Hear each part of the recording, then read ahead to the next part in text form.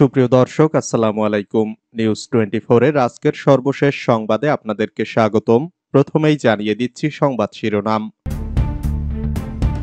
প্রধানমন্ত্রীর সীমাহীন ক্ষমতার পরিবর্তন করতে চাই, যা বললেন উপদেষ্টা।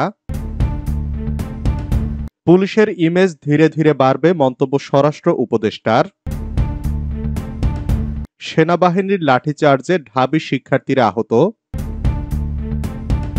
খালেদা জিয়ার স্বাস্থ্যের খোঁজ নিতে ফিরোজায় ব্রিটিশ হাইকমিশনার। মুরব্বি মুরব্বি বলার পেছনের গল্প জানালেন মাওলানা মোস্তাক। টাঙ্গাইলে কারখানা দখল ও আধিপত্য বিস্তার নিয়ে বিএনপির দুই গ্রুপের সংঘর্ষ। এতক্ষণ শুনছিলেন সংবাদ শিরোনাম। পুরো খবর পেতে ভিডিওটি শেষ পর্যন্ত দেখুন। সর্বশেষ সংবাদ পেতে চ্যানেলটি সাবস্ক্রাইব করুন। এবার বিস্তারিত। প্রধানমন্ত্রীর সীমাহীন ক্ষমতার পরিবর্তন করতে চাই। সংবিধানে প্রধানমন্ত্রীর সীমাহীন ক্ষমতার পরিবর্তন করতে চান বলে জানিয়েছেন অন্তর্বর্তীকালীন সরকারের ডাক, টেলিযোগাযোগ ও তথ্য প্রযুক্তি এবং তথ্য ও সম্প্রচার উপদেষ্টা নাহিদ ইসলাম। বুধবার ঢাকায় আইসিটি টাওয়ারে A2I এর প্রধান কার্যালয় পরিদর্শনকালে উপদেষ্টা একথা বলেন। এদিন তথ্য প্রযুক্তি উপদেষ্টা ছাত্র জনতার আন্দোলনে নিহত কলেজ ছাত্র আহনাফের বাসায় তার পরিবারের সঙ্গে সাক্ষাৎ করেন। নাহিদ ইসলাম বলেন, দেশে যে রাজনৈতিক ধারা অব্যাহত আছে তার সংস্কার প্রয়োজন, পাশাপাশি রাষ্ট্র কাঠামোর সংস্কারও করতে হবে। আমাদের রাষ্ট্র কাঠামো এক ব্যক্তিকেন্দ্রিক হয়ে গেছে। এখানে সংবিধান প্রধানমন্ত্রীকে এমন ক্ষমতা দিয়েছে যা সীমাহীন। আমরা সবার সঙ্গে আলোচনা করে এ ধারা পরিবর্তন করতে চাই। পুলিশের ইমেজ ধীরে ধীরে বাড়বে, মন্তব্য স্বরাষ্ট্র উপদেষ্টার। স্বরাষ্ট্র উপদেষ্টা লেফটেন্যান্ট জেনারেল জাহাঙ্গীর আলম চৌধুরী বলেছেন, পুলিশের ইমেজ ধীরে ধীরে উন্নত হচ্ছে। একদিনে সব ঠিক হবে না, সময়ের সাথে সাথে ঠিক হবে, সময় দিতে হবে। বুধবার সচিবালয়ে এক সভা শেষে সাংবাদিকদের এক প্রশ্নের জবাবে তিনি এসব কথা বলেন। স্বরাষ্ট্র উপদেষ্টা বলেন, পুলিশের ইমেজ কিন্তু আস্তে আস্তে উন্নত হচ্ছে। আমার কাছে এরকম কোনো কিছু নাই যে আমি একদিনে সব উন্নতি করে ফেলবো। আমি তো একদিনে পারবো না, সময় দিতে হবে, আমি ব্যবস্থা নিচ্ছি। সেনাবাহিনীর লাঠিচার্জে ঢাবি শিক্ষার্থীরা আহত। ঢাকা বিশ্ববিদ্যালয়ের শিক্ষার্থীদের সঙ্গে মঙ্গলবার সাধারণ মানুষের দুটি পৃথক সংঘর্ষের ঘটনায় বেশ কয়েকজন আহত হওয়ার খবর পাওয়া গেছে। এর মধ্যে রাতে আজিমপুরে স্থানীয়দের সঙ্গে সংঘর্ষের জের ধরে সেনাবাহিনীর লাঠিচার্জে শিক্ষার্থীরা আহত হন। আহতদের মধ্যে দুজনকে সম্মিলিত সামরিক হাসপাতালে ভর্তি করা হয়েছে। ঢাকা বিশ্ববিদ্যালয়ের নতুন প্রক্টর অধ্যাপক সাইফুদ্দিন আহমেদ বলেছেন, আমার কাছে যে তথ্য আছে, ওখানে রাস্তার পাশে যে ভেন্ডর থাকে ওদের সঙ্গে শিক্ষার্থীদের কথা কাটাকাটি হয়েছে। সেই সূত্র ধরেই শিক্ষার্থীদের সঙ্গে ওখানে দোকানদারদের সঙ্গে সংঘর্ষ হয় এবং তারপর দোকানদাররা বোধহয় আর্মির মোবাইল পেট্রোল টিমকে ডেকে নিয়ে আসে।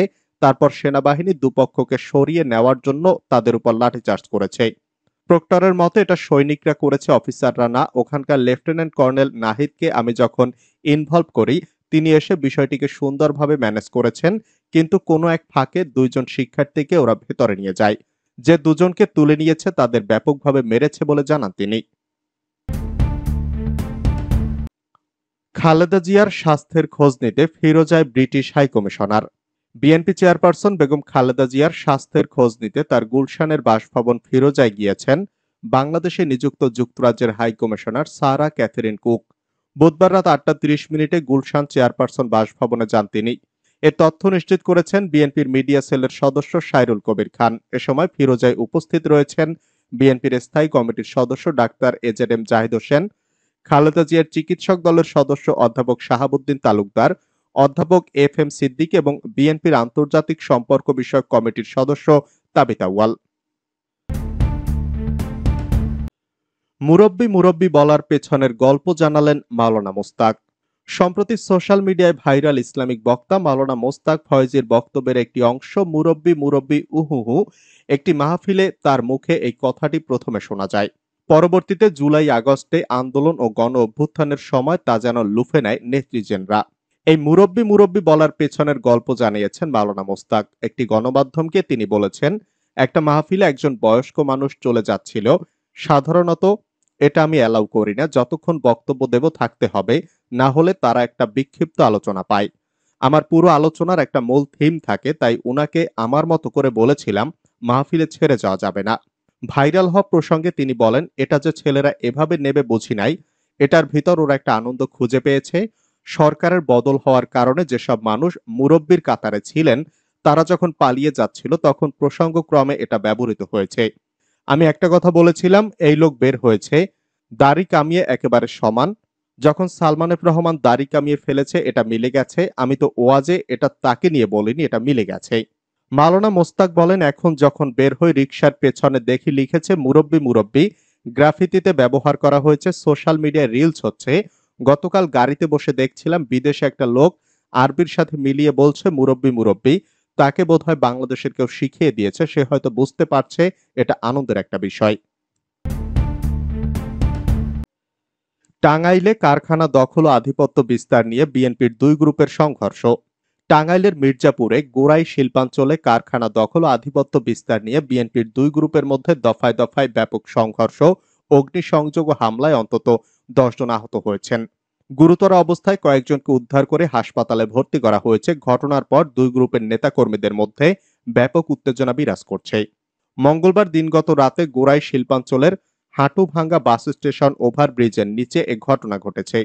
এলাকাবাসী জানায়, গত 5ই আগস্ট কোটা সংস্কার বৈষম্য বিরোধী ছাত্র আন্দোলনে সরকার পতনের পর গোড়াই শিল্পাঞ্চলে বিএনপির সাবেক নেতা ফিরোজ হায়দার খান গ্রুপ ও উপজেলা বিএনপির যুগ্ম সম্পাদক খন্দকার আনোয়ার পারভেজ শাহ আলম গ্রুপের মধ্যে শিল্পাঞ্চলের কারখানা দখল সহ চাঁদাবাজির ভাগ বাটোয়ারা নিয়ে উত্তেজনা বিরাজ করছে। ইতোমধ্যে কয়েকটি কারখানা দখলের চেষ্টা করে এই দুই গ্রুপ। এ নিয়ে কারখানার মালিক ও কর্মকর্তা কর্মচারীদের মধ্যে আতঙ্ক ছড়িয়ে পড়ে। বৈষম্য বিরোধী ছাত্র আন্দোলনের নতুন কর্মসূচির রুটম্যাপ জানালেন সার্জিস। নতুন কর্মসূচি ঘোষণা করেছে বৈষম্য বিরোধী ছাত্র আন্দোলন। এই কর্মসূচির রুটম্যাপ জানিয়ে স্ট্যাটাস দিয়েছেন বৈষম্য বিরোধী ছাত্র আন্দোলনের অন্যতম সমন্বয়ক সার্জিস আলম। বুধবার রাতে সামাজিক যোগাযোগ মাধ্যম ফেসবুকে একটি স্ট্যাটাস দেন তিনি। সার্জিস আলম জানান, ছাত্র জনতার অভ্যুত্থানের 1 মাস, শহীদদের স্মরণে আগামীকাল বিকাল 3টায় ছাত্র জনতা শহীদি মার্চ কর্মসূচি পালন করবে। স্ট্যাটাসে তিনি জানান, কেন্দ্রীয়ভাবে এই কর্মসূচি পালনের স্থান ঢাকা বিশ্ববিদ্যালয়ের রাজু ভাস্কর্য। এ সময় পোস্টে তিনি কর্মসূচির রুটম্যাপও তুলে ধরেন। তিনি জানান, রাজু ভাস্কর্য, নীলক্ষেত সায়েন্স ল্যাব, কলাবাগান, মানিক মিয়া এভিনিউ, ফার্মগেট, কাউরান বাজার, শাহবাগ, রাজু ভাস্কর্য, শহীদ মিনার রুটে কর্মসূচি পালিত হবে। ঢাকায় অবস্থান করা সকলকে রাজু ভাস্কর্য চত্বরে যথাসময়ে উপস্থিত থাকার জন্য আহ্বান জানান তিনি। জাতীয় সরকার ও দ্বিকক্ষ বিশিষ্ট সংসদের পরিকল্পনা জানালেন তারেক রহমান। জনগণের সমর্থন নিয়ে বিএনপি ভবিষ্যতে জাতীয় সরকারের মাধ্যমে দেশ পরিচালনা চায় বলে জানিয়েছেন বিএনপির ভারপ্রাপ্ত চেয়ারম্যান তারেক রহমান। তিনি বলেছেন, স্বাধীনতার পর একটা জাতীয় সরকারের পরিবর্তে আওয়ামী লীগের দলীয় সরকার ক্ষমতায় আসায় দেশ প্রথম দিন থেকে বিভক্ত হয়ে পড়ে। ফলে একটা বিরাট অংশ ইচ্ছা থাকা সত্ত্বেও দেশ গঠনে কোনো অবদান রাখতে পারেনি।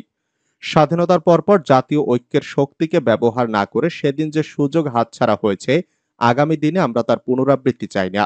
তারেক রহমান আরো বলেন, এদেশের মানুষের জন্য গণতন্ত্র আর ভোটাধিকার পুনরুদ্ধারের সংগ্রামে যারা অংশগ্রহণ করেছেন তারা আগামী দিনে দেশ পরিচালনায় অংশগ্রহণ করবেন, যাতে দেশ তাদের অবদানের সুফল থেকে বঞ্চিত না হয়।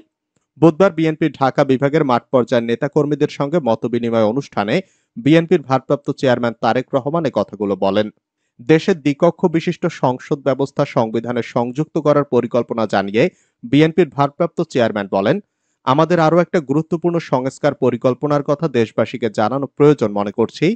দেশে প্রথাগত রাজনীতির সঙ্গে সম্পৃক্ত নন, কিন্তু দেশ গঠন, উন্নয়ন ও পরিচালনায় অংশগ্রহণ করতে চান এমন অসংখ্য জ্ঞানী গুণী শিক্ষক, শিল্পী, সাহিত্যিক, সাংবাদিক, গবেষক, চিকিৎসক, বিশেষজ্ঞ ও মানবাধিকার কর্মী রয়েছেন। কিন্তু বর্তমান সাংবিধানিক কাঠামোতে তাদের পক্ষে সংসদ সদস্য হিসাবে অবদান রাখার সুযোগ নেই। তাদের সেবা আর অবদান দেশের কাজে লাগাতে বিএনপি উচ্চকক্ষ সহ দ্বিকক্ষ বিশিষ্ট পার্লামেন্ট ব্যবস্থা সংবিধানে সংযুক্ত দেখতে চায়। তারেক রহমান বলেন, আমি বিনয়ের সঙ্গে শুধু আমাদের আগামী দিনের পরিকল্পনা আর সদিচ্ছার কথা জানাতে পারি, কারণ আমরা জানি দেশের মানুষের সমর্থনই কেবল আমাদের পরিকল্পনা বাস্তবায়নে সহায়তা করতে পারে। আগামী দিনে রাজনীতি হবে ভিন্ন, মন্তব্য আমির খসরুর। আগামী দিনের রাজনীতি ভিন্ন রাজনীতি হবে বলে মন্তব্য করেছেন বিএনপির স্থায়ী কমিটির সদস্য আমির খসরু মাহমুদ চৌধুরী। বুধবার দুপুরে নোয়াখালীতে জেলা স্বেচ্ছাসেবক দলের পক্ষ থেকে বন্যায় ক্ষতিগ্রস্তদের ত্রাণ বিতরণ অনুষ্ঠানে প্রধান অতিথির বক্তব্যে তিনি কথা বলেন। তিনি বলেন, আগামী দিনের রাজনীতি ভিন্ন রাজনীতি হবে। নতুন বাংলাদেশে বিএনপি সবাইকে নিয়ে এগিয়ে যেতে চায়। তারেক রহমান যে ৩১ দফা সংস্কার প্রস্তাব দিয়েছেন, এর মধ্যে দেশের মৌলিক সমস্যার সমাধান আছে। জাতীয় সরকারের মাধ্যমে তারেক রহমান এসব সংস্কার প্রস্তাব বাস্তবায়নের কথা বলেছেন। আমির খসরু বলেন, শেখ হাসিনা পালানোর পর দেশের মানুষের যে মনোজগৎ সৃষ্টি হয়েছে তা বুঝতে হবে। মানুষের প্রত্যাশা বুঝতে হবে, মানুষের আকাঙ্ক্ষা বুঝতে হবে, যুব সমাজের আকাঙ্ক্ষা বুঝতে হবে। আগামী দিনের রাজনীতি ভিন্ন রকম কিছু হবে। ৩১ দফা বাস্তবায়নের মাধ্যমে আরো কোনো সংস্কার প্রয়োজন হলে বিএনপি সেটা করতে প্রস্তুত আছে। আওয়ামী লীগের সমালোচনা করায় বিএনপির ১০ কর্মীকে কুপিয়ে জখম।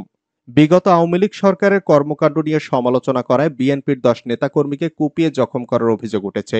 এ ঘটনায় দোষীদের বিচারের দাবিতে বুধবার দুপুরে মাদারীপুর সদর থানায় অভিযোগ দিয়েছেন ভুক্তভোগীরা। এর আগে মঙ্গলবার রাত ৮:৩০টার দিকে মাদারীপুর সদর উপজেলার দুধখালী ইউনিয়নে এওজ বাজারে এ ঘটনা ঘটে। ভুক্তভোগী পরিবার ও পুলিশ জানায়, দুধখালী ইউনিয়নের এওজ বাজারে একটি চায়ের দোকানে মঙ্গলবার রাত ৮:৩০টার দিকে বিগত আওয়ামী লীগ সরকারের নানা কর্মকাণ্ড নিয়ে সমালোচনা ওঠে।